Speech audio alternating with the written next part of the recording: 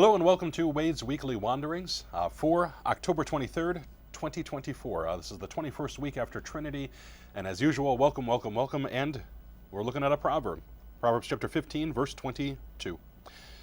Without counsel, plans fail, but with many advisors, they succeed. This one seems, frankly, kind of counterintuitive to how we view the world today and how we view our lives. Is the American dream, the American story is about individuals overcoming adversity and triumphing over the will and things like this. But the Proverbs call us away from this individual autonomy and calls us into living in the community. And so as we make big choices, we make big discussions, as we look forward and make big plans, the best thing to do is to consult as many of the people as we can that it would affect. And so you don't want to just go out and buy a house on your spouse and surprise. You want to have the conversation of whether this is wise, this is good stewardship, before anything like that is frankly done. And so this proverb, again, calls us out of ourselves to see and love our neighbor, the people we live with, the people that we dwell with, the people in our family, and dare I say even extended family outside of blood relations. Our choices affect everybody. And the proverb calls us to take into account as many voices as we can. And so I would encourage you, whether it's what's for dinner or whether it's where are we moving or where are we going on vacation, to at least check in with your family. And when you start checking in with these big decisions, these little decisions, these middle manager decisions, you'll begin to see that communication does indeed increase and grow as you learn to love one another. Announcements here for St. John's. General announcements right off the bat is this Saturday is finally our prayer convocation here at St. John's. We've got about 100 people coming so far. It is not too late to sign up. We want to make sure that we got enough food and coffee and all the fixings for everybody. So please use the QR code or email Pastor Jones or text the school office or something like that to let us know that you will be here Saturday for our convocation. Starting at 9 a.m. Should be a fantastic time looking at how prayer has shifted and how we ourselves can deepen our prayer life and acknowledge the God who's always around us, always protecting us.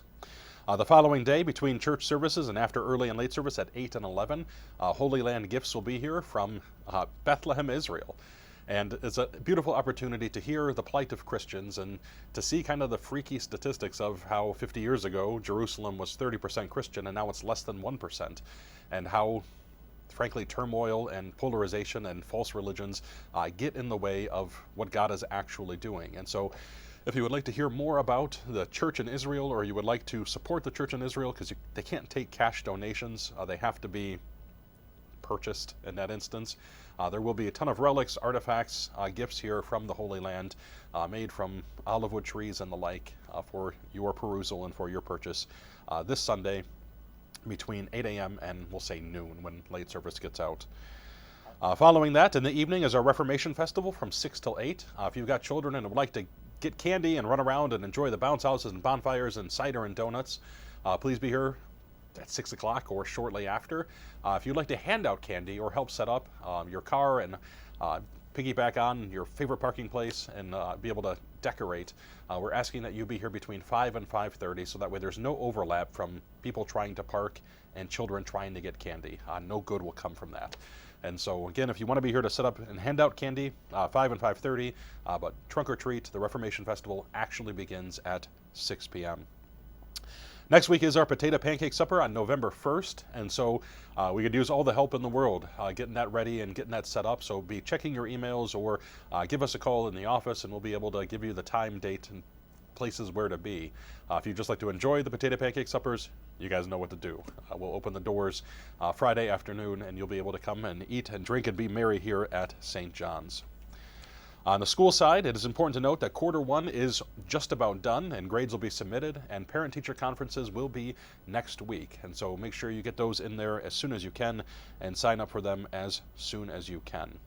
Want to make sure everything is going good here, and so please contact your teachers. Please check facts, check your messages, check your emails as we care for your kids and teach them the faith and how to live and be productive citizens in this world.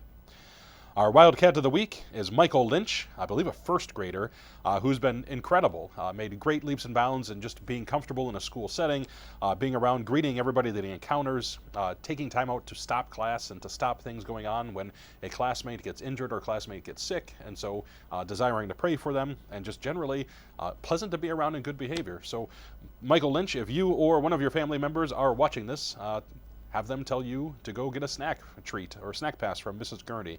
And so thank you for being our Wildcat of the Week and a great Christian example.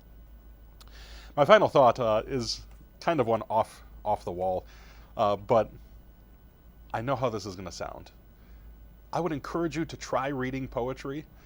Just one, because it's really fun, and we're going through like old fables and poetries with Asher and Dorian at home, and Asher's picking it up and having fun with it. But it does teach kind of the beauty of the English language, which I know I complain about a lot in Bible study and in sermons and the like, that English is kind of an amalgamation of a non-existent language. But there is beauty in it. And it's really fun watching my son try to read Fox and Socks and the tongue twisters that are in there. But if you're looking like, just how do I help my kid enunciate more, give them a Dr. Seuss poetry book. If you yourself want to have a better idea of how to talk quickly or how to talk fast or how to be emphatic or just to really play with the language, poetry is the best way to do this. I can't get enough of just Fox and Socks, but I would encourage you to take the time to actually learn poetry and read it. Try writing it even.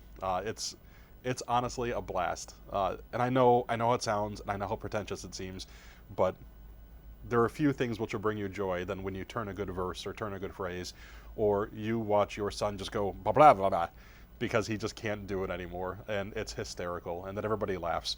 But I know, it's poetry, but give it a shot. And worst comes to worst, guys out there, just Dead Poet Society, this is how you get a girlfriend, this is how you get a wife, just being poetic and things like that. Don't quote me on that. But that is all I have for you. Check in next week again on Wade's Weekly Wanderings. We already got our student for next week. Surprise. They're a good Wildcat of the Week. But with that, here at St. John's, we believe, we love, and we teach. Go in peace. Serve the Lord. Thanks be to God.